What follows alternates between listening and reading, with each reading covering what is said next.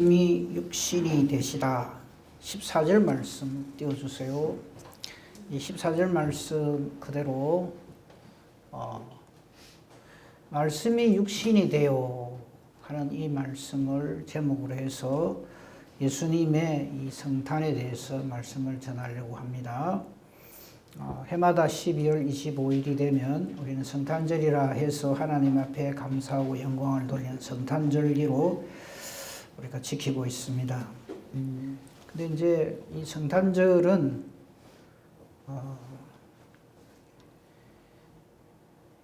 정말 하나님의 인간 구원이 실제로 우리 역사 속에 시작된 바로 그 사건이 바로 예수님의 이 땅에 오심입니다.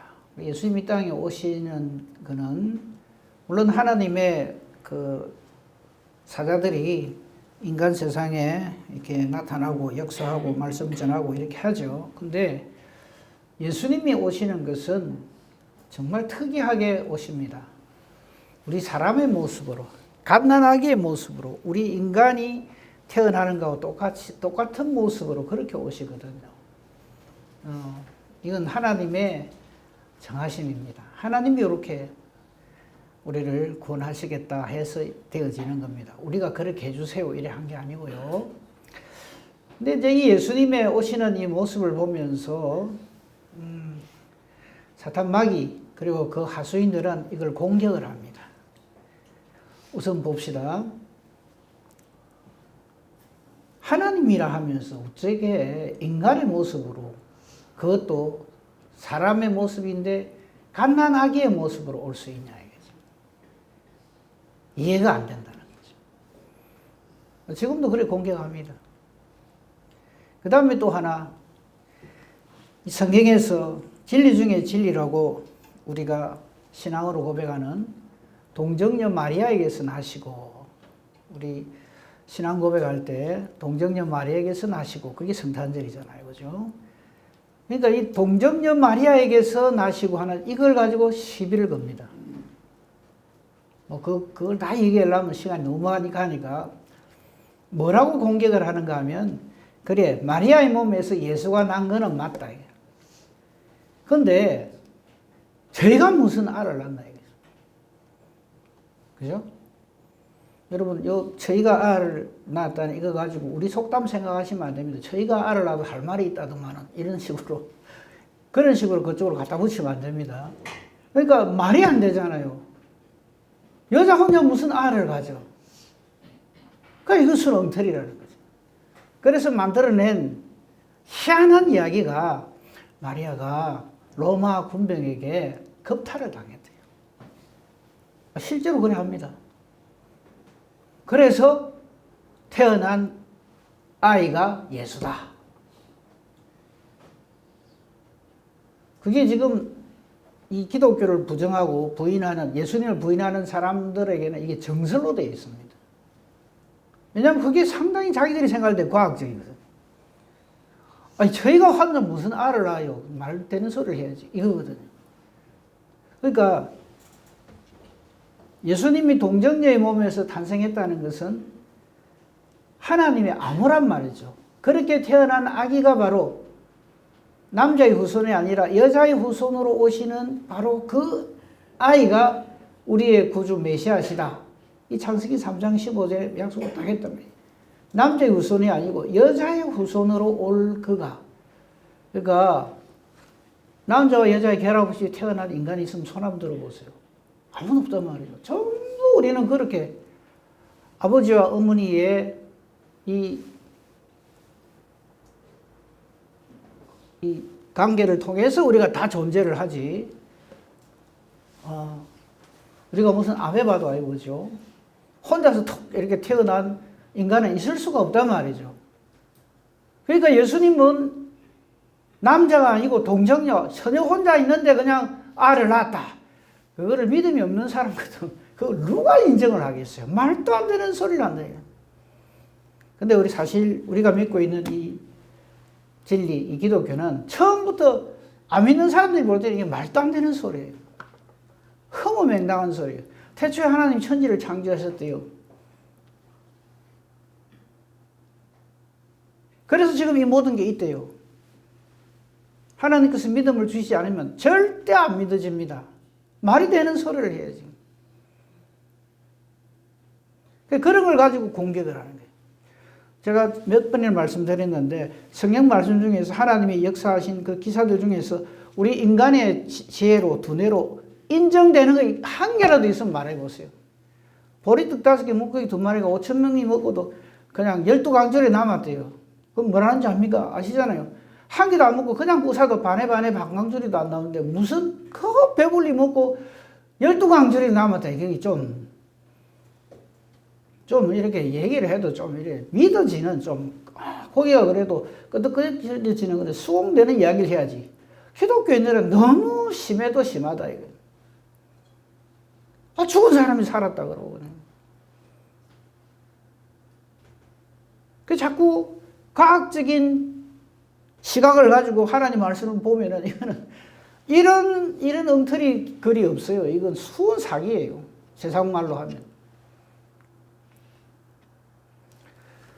그건 이미 우리가 알고 있는 내용이니까요. 다 놔두고 예수님 탄생만 집중해서 봅시다. 처녀 몸에서 났대요. 안 믿죠, 세상은. 수없이 많은 인간들이 이 땅에 존재합니다. 그 중에 아버지를 모르고 태어난 아이가 있을 수 있어요. 그죠? 얼마나 많습니까? 아버지도 모르고 태어난 아이들이 얼마나 많습니까? 근데 그렇게 태어난 게 아니고 여자 혼자서 애를 낳대요.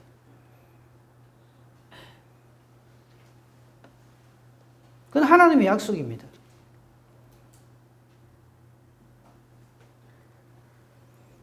처녀가 잉태하여 아들을 낳을 것이다. 있을 수가 없는 일이죠.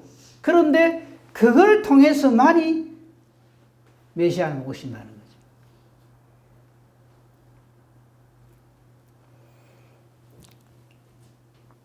수없이 많은 남자들이 태어났죠. 그죠? 인류의 절반이 남자니까. 그 수없이 많은 남자들이 태어났는데 그 중에서 아버지가 남자가 아닌 사람의 힘으로 아닌 오직 성령의 역사하심으로 처녀가 잉태하여 이게 하나님의 역사거든요. 처녀가 잉태하는 요 말이 하나님의 역사하심, 하나님만이 하실 수 있는 일이란 말이에요. 그렇게 오시는 분이 우리 주 예수 그리스도시다 하는 겁니다. 그것이 바로 그가 메시아인 증거다 하는 겁니다. 본문 보겠습니다. 1장 1절. 그럼 이렇게 오신 예수님의 정체가 뭐냐? 그냥 2025년 좀 전에 유대 땅 베들레헴에 아기 예수가 낳았는데 참 괜찮은 분이었다. 세상 사람들 말을 먼저 말씀을 드릴게요. 세상 사람들 어떻게 얘기하는가 하면요. 이게 전부 사탄의 계략이고 계획입니다. 예수의 탄생 동정녀 그건 아니다. 아까 말씀드린 대로 로마군에 의해서 겁탈을 당해가지고 태어난 그 아이가 예수인데 포장을 했다 이거죠. 처녀 몸으로 낳았다. 그렇죠? 그런데 그렇게 태어난 예수지만 상당히 위대한 인류의 스승이다. 이렇게 인정을 해줍니다. 타고난 특별한 어떤 그런 재능을 타고나가지고 참 놀라운 말을 우리에게 선포를 했다. 원수를 사랑해야 된다. 이쪽 밤 때리면 저쪽 밤도 돌려대야 된다. 참 훌륭한 인류의 스승이다. 그거는 다 인정을 해줍니다. 그거 정말 좋은 말이다. 이런 말을 하는 사람이 얼마나 귀한 사람이냐. 인류애를 주장하고 인류는 하나다. 원수도 사랑해라 한다. 정말 훌륭한 인류의 스승이다. 이런 분의 사상을 우리가 받아들여야 안 되겠나. 그런 식으로 몰아갑니다. 그래서 우리가 믿고 있는 이 예수를 기독교라고는 종교로 탁 만들어버립니다. 그래, 너것도 인정해 줄게. 이게 전부 사탄의 계략입니다. 왜냐하면 오직 예수 못하도록 하기 위해서. 하나님의 뜻은 오직 예수를 통해서 우리 인간의 구원을 받는데 그거를 완전히 흐트러버린 거예요. 석가와 공자, 마호메트 대열에 이어줄게. 기독교인들 너희도 그냥 그 정도로 만족해라. 그래서 많은 엉터리 기독교인들이 거기에 동조를 합니다. 그게 WCC입니다. 그게 넘어가면 절단 납니다.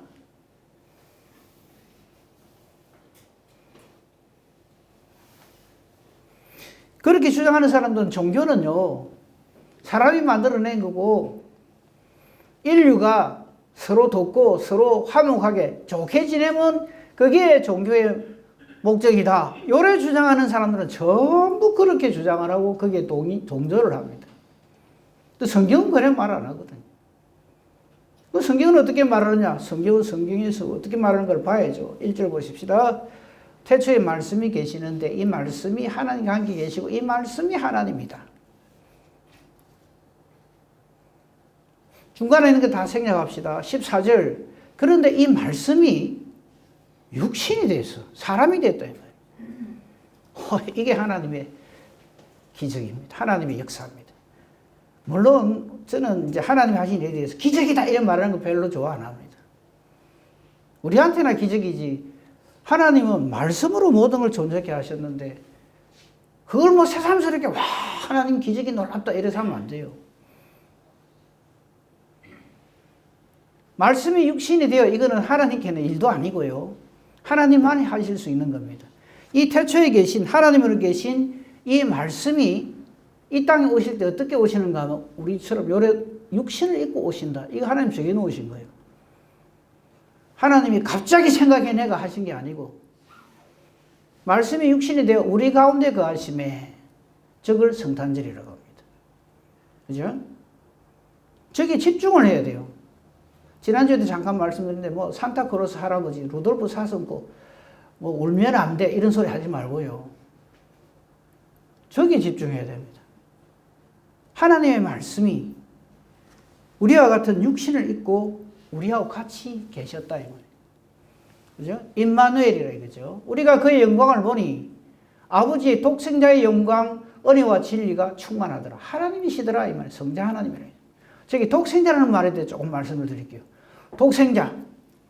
하나님은 독생하신 아들 예수 그리스도. 근데 어째 하나님은 능력이 그래 말하면서 아들이 왜 한 개밖에 없노? 이런 소리 하면 안 됩니다. 예? 오직 예수님만이 하나님의 아들로서 성자 하나님으로서 존재한다 이 말이지 하나님이 능력이 없어 나도 아들이 둘인데 이런 소리 하면 안 돼요. 하나님이 아들을 못 낳아서 그래 하는 게 아니고요. 저 하나님의 삼위에 대해서는 우리가 여기서 이러쿵저러쿵 말을 할 수가 없어요. 그건 천국 가면 저절로 알게 됩니다. 거기에 막 성체가 어째서 성자 하나님이라 하지? 도대체 성자 하나님은 어떻게 존재하게 되었을까? 쓸데없는데 그 허탄한 변론에 빠지시면 안 되고요. 이 말씀 그대로입니다. 하나님의 말씀이 우리와 같은 육신을 입어서 우리 가운데 오시는데 그 오시는 모습이 아기의 모습이다. 처녀가 잉태하여 아들을 낳을 것이요. 그러니까 아기로 오는 거죠. 우리가 그 영광을 보니까 실체를 보니까 아버지의 독생자의 영광 즉 성자 하나님의 영광이다 이 말이죠. 하나님의 본질이신 은혜와 진리가 충만하더라 이렇게 되어 있어요. 다시 1절로 갑니다. 그런데 자 이렇게 해서 예수님은 하나님이시라는 것을 우리가 알게 됐는데 그 왜 이렇게 오시는가 하면은 인간이 저지른 죄를 없이 해 주시려고 이 땅에 오십니다. 그 모습은 우리와 똑같은 육신의 모습으로 오십니다. 2절 봅시다. 그가 태초에 하나님과 함께 계셨고 만물이 그로 말미암아 지음받았고 이가 창조주 하나님이라는 걸 증거하는 거예요. 지은 것이 하나도 이 말씀이신 예수 그리스도 없이는 된 것이 없어요. 그리고 이분 안에 생명이 있습니다. 그래서 예수님이 그렇게 말씀합니다. 나는 길이요 진리요 생명이다. 사탄에게 속한 것은 사망입니다. 예수님께 속한 것은 생명입니다. 사탄에게 속한 것은 어둠입니다. 하나님께 속한 것은 빛입니다. 그래서 4절에 보면 그 안에 생명이 있었으니 이 생명은 사람들의 빛이라 그랬어요. 근데 무슨 일이 벌어지는가 하면 5절에 빛이 비쳤어요. 어둠에 비쳤어요. 이 세상에 비쳤어요. 죄인된 인간들에게 비쳤어요. 근데 이 인간들이 이걸 못 알아보는 거예요. 안 믿는 거예요. 어둠이 깨닫지를 못해요. 그래서 예수님이 이 땅에 오실 때 단 한 인간도 이 예수님의 오시는 것도 모르고 오신 이유도 모르고 오신 목적도 몰라요. 우리 성탄절만 되면 마태복음과 누가복음에 있는 성경들을 보잖아요. 여기 보면은 믿음이 있는 사람이든 없는 사람이든 똑같은 게 하나 있어요. 그게 뭐냐면 이 일을 몰라요. 아무도 몰라요.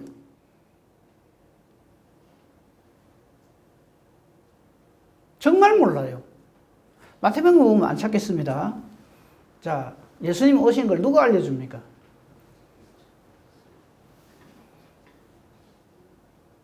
이방인이 알려줘요. 동방박사. 우리 동방박사 그러니까 어릴 때부터 이게 들은 게 있어가지고 참 이분들은 왜 이렇게 생각하는데 사실 이분들은 이방인입니다. 이스라엘 백성이 아니에요. 와가지고 저 왕으로 나신 이가 어디 있냐. 우리가 저 동방에서 그의 별을 보고 그에게 경배하러 왔다 이럽니다.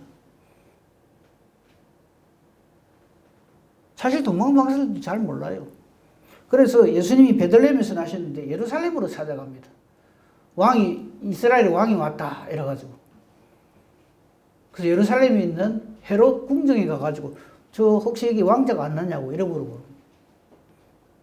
물론 나중에 하나님께서 믿음을 주셔서 뭐 이렇게 된 걸로 우리는 믿고 있습니다만요. 초점을 그쪽으로 맞출 필요는 없고.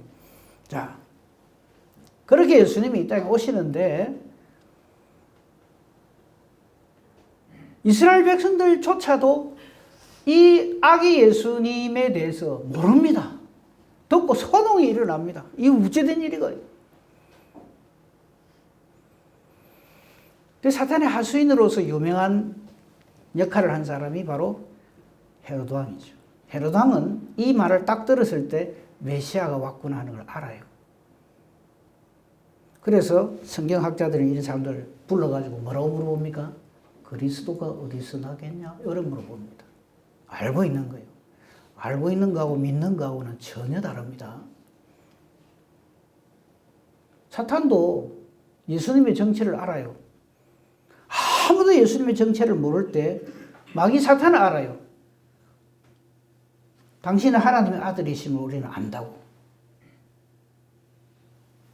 근데 안 믿는 거죠. 이 헤롯이 바로 그런 겁니다. 그리스도가 어디서 나겠느냐? 베들레헴에서 납니다. 그래, 박사들에게 정보를 줍니다. 알아보고 내게도 알려줘서 나도 가서 경배하게 하라. 순 거짓말이죠.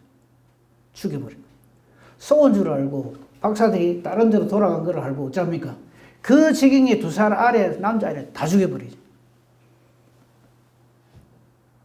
사탄은 목적이 뭐냐면 하나님 하시는 일을 무조건 무너뜨리는 짓을 합니다. 그거 알고 우리가 신앙생활을 해야 됩니다. 그래서 우리가 믿음으로 살 적에 반드시 사탄이 달라든다는 거 알고 신앙생활을 해야 됩니다.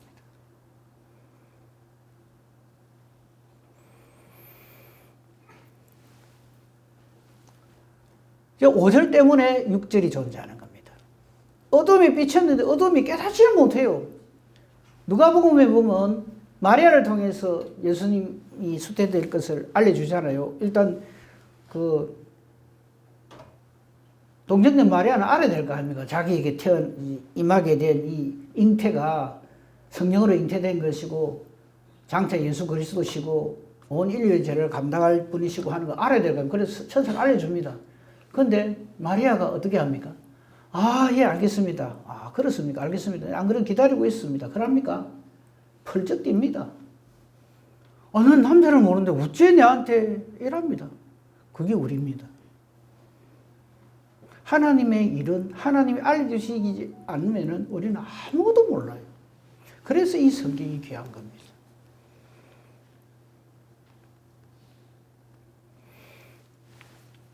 그게 5절입니다. 빛이 어둠에 비쳤지만 이 어둠에 속해 있는 이 세상은 전혀 전혀 예수님의 오심도 모르고 왜 오시는지도 모르고 아무것도 몰라요.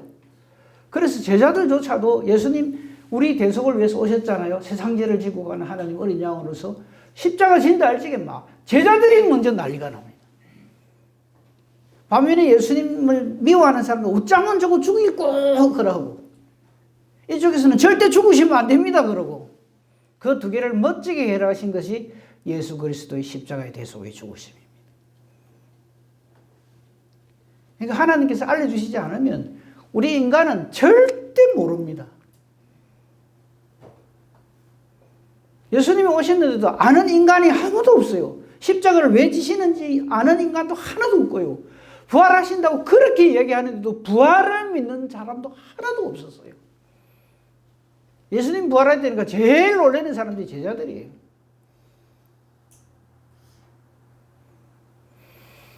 그래서 하나님이 육절을 하신 겁니다. 하나님께로부터 이 깨닫지 못하니까 보내심을 받은 사람이 있는데 그 사람 이름이 요한입니다. 저 요한은 세례 요한입니다.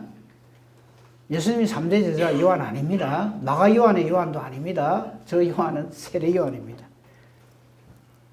7절 이 세례 요한을 예수님보다 6개월 먼저 육신적으로 먼저 보내시죠. 그 기록이 누가복음에 잘 나와 있습니다. 1장 2장에.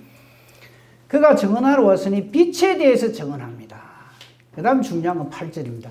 이 빛이 아닙니다. 이 세례 요한은. 근데 우리는 자꾸만 자기가 빛인 줄 알고 착각하는 거, 그게 전부 이단들입니다. 박태선, 문서명에서 하는 것들이 전부 저거예요. 지가 빛이라고 그러는 거예요. 빛이 아닌데. 안상홍, 요 밑에 또 뭡니까? 누굽니까? 신천지. 이 전부 자기가 빛이라는 거예요. 우리 인간은 이 빛이 될 수 없어요. 그는 이 빛이 아니요. 이 빛에 대하여 증언하러 온 자라. 그래서 하나님이 보내신 거예요. 그러면서 예수님만이 참빛이시다, 참생명이시다는 것을 쭉 증거를 합니다. 그죠? 네, 14절을 초점을 맞춥시다. 그래서 오셨는데, 12절부터 봅시다. 12절 다 안 믿어요. 그런데 영접하는 자가 있을 것이다 이거죠. 그 이름을 믿는 자가 있을 것이다 이거죠. 그 사람이 하나님의 자녀가 되는 권세를 하나님이 주십니다. 내가 획득하는 게 아니에요. 저 12절도 우리 요절 중에 요절이죠. 아무도 영접을 안 하고 예수님을 모르는데 영접하는 사람이 있대요. 족속에서 하나, 민족에서 하나일 수도 있습니다. 그렇죠? 그 영접하는 자, 곧 그 이름을 믿는 자, 하나님의 자녀가 됩니다. 이 일은 좋은 혈통에서 태어나서 되는 것이 아니고 세상은 저거거든요. 어느 집안이고 혈통이 좋아야 된다고 생각해요. 육정, 사람의 어떤 의지, 욕심, 사람의 뜻으로 나지 아니하고 오직 하나님께로부터 난 자들이니라. 여러분 성경에 줄을 좀 치시면 좋겠어요. 오직 하나님께로서 난 자, 하나님께로부터 난 자. 하나님께로 난 자들을 뭐라 불러요? 하나님의 아들, 하나님의 딸, 하나님의 자녀. 그죠? 그래서 그 하나님 자녀는 하나님을 뭐라고 불러요? 아빠, 아버지라고 부른다.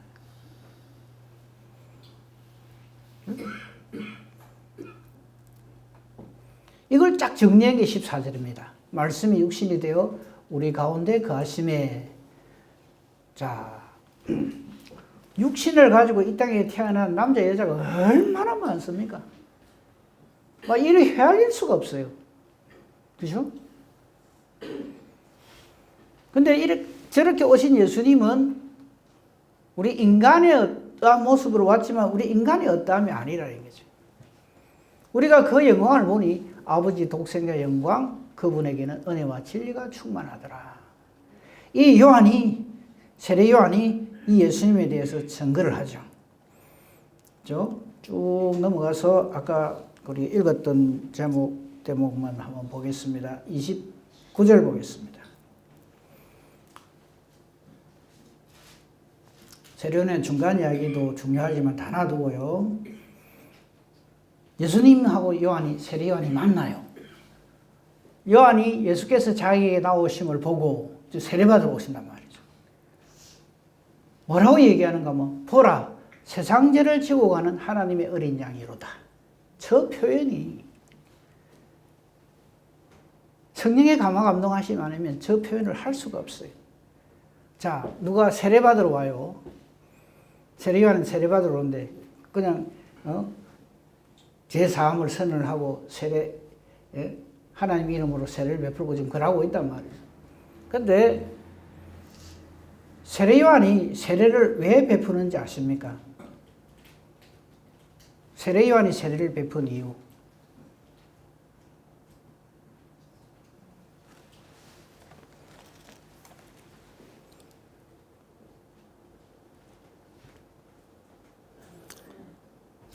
(31절입니다) 답이 딱 갈아놓으니까는 모르네.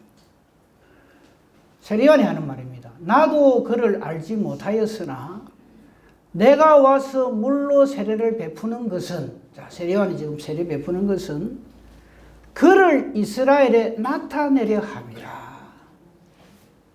저 말이 얼마나 귀한 말인지 아십니까? 세례요한이 사람들에게 세례를 베푸는 이유는, 야, 저분은 세례를 베푸는 그런 놀라운 은사를 가졌다. 정말 저 사람은 훌륭한 하나님 사람이다. 그 이전에 그가 세례를 베풀므로써 누구를 드러낸다고요? 예수님을 이스라엘 백성들에게 알게 해주기 위해서 세례를 베푸는 거예요. 저게 무슨 말인지 하면요. 29절 다시 돌아갑니다. 예수님을 보고 세례요한은 딱 한마디로 이렇게 이야기를 했죠. 세상 죄를 지고 가는 하나님의 어린 양. 이 세상 죄, 여기에 저와 여러분이 제가 다 포함되어 있는 건 아시죠? 우리의 죄는 누가 해결하신다? 하나님의 어린 양이신 예수께서 해결하신다. 이걸 선언하시는 거예요. 그가 세례를 베풀므로써 예수님을 온 사람들에게 알려주는 거예요. 뭘 알려주는가 하면 저 복음을 알려주는 거예요.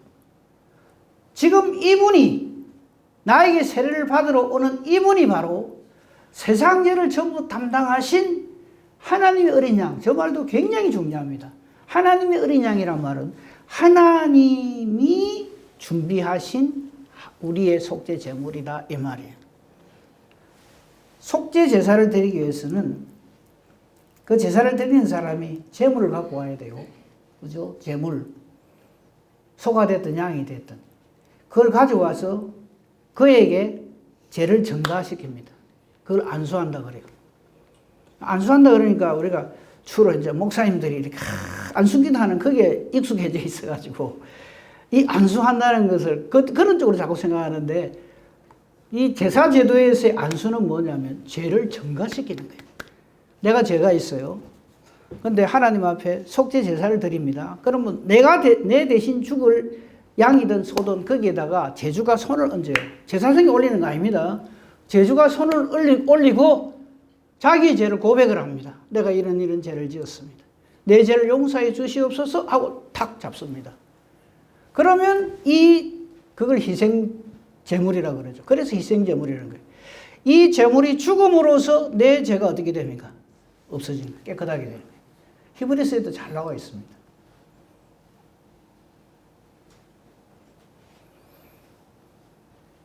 근데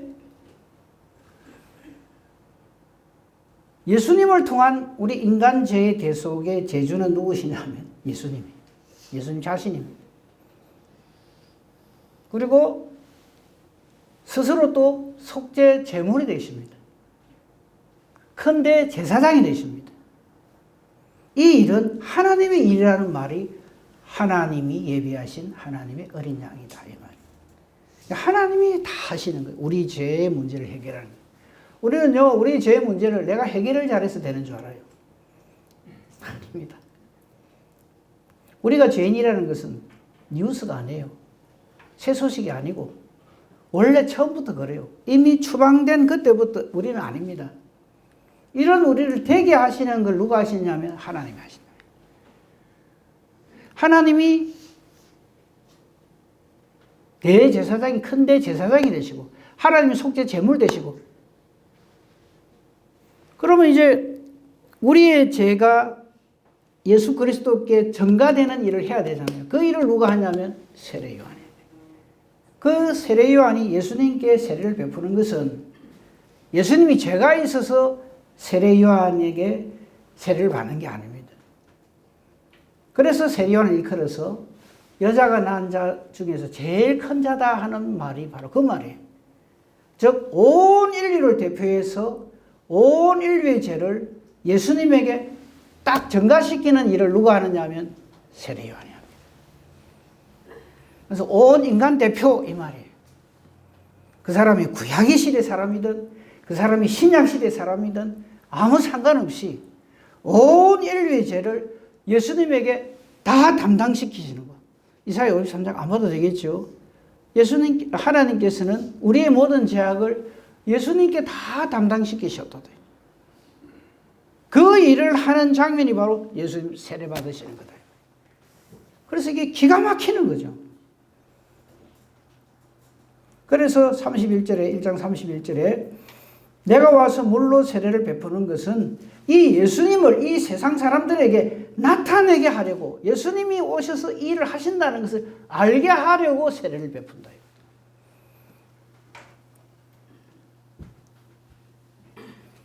그리고 이 일에 대해서 32절에 세례 요한이 또 증거를 합니다.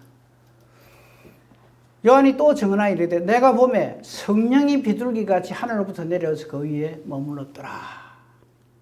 이 무슨 말이냐면 세례 요한을 통한 우리 온 인류의 죄의 전가가 이제 이루어졌다 이 말입니다. 그래서 예수님 저 때부터 세례 요한에게 세례를 받을 때부터 예수님의 공생애가 시작이 됩니다. 예수님의 공생애 뭐예요? 십자가를 향한 걸음이에요. 그리고 3년 동안의 제자들에게 이를 가르치는 거예요. 이를 가르치는 거예요. 왜 자기가 오셨고 자기가 십자가를 왜 져야 하는가를 이야기하는데 제자들은 그걸 못 깨닫는 거죠. 그러므로 예수님을 통한 우리 인간 구원은 하나님의 일입니다. 그래서 우리가 아이고 내가 구약시대에 안 태어나고 신약시대에 태어나서 참 감사합니다. 그런 말은 그건 참 모르는 말이에요.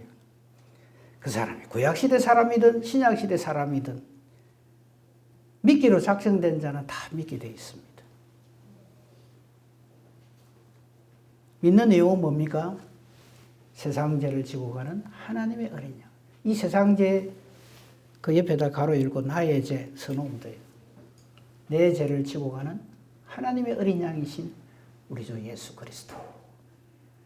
그가 이 죄를 담당하기 위해서 육신을 입고 이 땅에 오신 날이 뭐다? 성탄절이다. 그래서 성탄절이 귀한 거예요. 우리 신앙 고백할 적에도 맨 처음에 나오는 게 그거잖아요. 예? 창조주 하나님 믿습니다. 그의 아들 믿습니다. 그의 아들의 육신을 입고 이 땅에 오신 것을 믿습니다. 동정녀 마리아에게서 나시고 그게 성탄절이고 본디오 빌라도에게 고난을 받아 십자가에 못 박혀 죽으시고 그게 대속입니다. 본디오 말씀드렸습니다만 한 번 더 말씀. 본디오 빌라도 때리 죽일 놈 이러면 안 됩니다. 본디오 빌라도가 난 줄 알아야 돼요. 예수님 십자가에 본디오 빌라도 때문에 죽어요? 내 죄 때문에 죽잖아요. 본디오 빌라도가 모든 인간의 죄인됨을 대표하는 사람이다 이 말이에요. 그의 죽으심이 저와 여러분의 대속의 현장이다 이 말이에요. 그래서 죽으셔서 지금도 뭐 그냥 무덤이 있고 그냥 한 번씩 가가지고 뭐 예수님 무덤이다 이게 아니고 어쩝니까? 승리하셨음을 온 천하에 선포하시죠. 그게 부활절이고.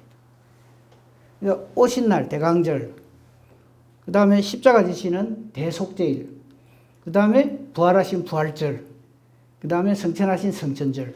하나 남은 거 있죠. 재림. 그 신앙 고백이 사도신경에 있다. 이거를 우리가 확실하게 깨달아 알고 이것을 믿는 믿음을 하나님께 주신 그 사람 세상이 감당 못합니다. 사탄이 꼼짝을 못해요. 우리 신앙생활을 그래야 됩니다. 그냥 이 세상 사람들이 주장하는 것처럼 아이고 처녀 몸으로 왔단다. 참 저렇게 주장을 해샀는데 믿어지지도 안 하고 죽었는데 또 살았대. 참 믿어지나? 구름 타고 올라갔대. 또 언젠가는 다시 온대. 사탄은요, 그 사사건건 하나하나에 전부 시비를 다 겁니다. 그 재림 예수 이래가지고 지금도 뭐 아시잖아요. 예수님이 안 계신 데가 없다 해가지고 뭐만 때만 돼서 다 지가 재림 예수를. 시와 때와 장소 구분 없이 막 제가 재림 예수다 그러고. 우리나라에도 한때 1992년입니까? 이장님 재림 예수 뭐 그날 재림 예수가 아니고 예수님 오시는 날 이래가지고 난리가 났잖아요. 그런 거 하나하나를 가지고 전부 사탄은 장난질을 합니다. 우리는 말씀에 딱 붙들려 있어야 됩니다. 말씀에 딱 붙들려 있어야 됩니다. 말씀대로 신앙생활을 해야 됩니다. 오늘은 말씀의 육신이 되었다 하는 것에 대해서 말씀을 살폈습니다. 이 성탄은 바로 그 인간을 이처럼 사랑하셔서 독생자를 주신 그 약속을 처음 이루신 첫 시작의 날입니다. 이번 목요일 11시에 우리 성탄 감사 예배를 드릴 겁니다. 이 은혜를 감사하고 날 구원하사 날 사랑하사 날 구원하신 우리 하나님께 감사와 찬송과 영광을 돌리는 참으로 복된 저와 여러분이기를 우리 주님의 이름으로 축복하며 축원합니다. 아멘. 감사합니다. 하나님 사랑해 주셔서 감사합니다. 예수님 보내주셔서 감사합니다. 예수 믿게 해주셔서 감사합니다. 우리는 한 치 앞을 모르지만 아는 것 이거밖에 없습니다. 하나님 나를 사랑하신다. 그래서 예수님 보내주셨다. 성령께서 이를 통해 알게 해주신다. 오직 이것만 믿고 우리 주님 오실 때까지 믿음으로 하나님 앞에서 하나님과 동행하는 복된 우리 모두가 되게 하옵소서. 예수님 이름으로 기도합니다. 아멘. 서로 인사합시다.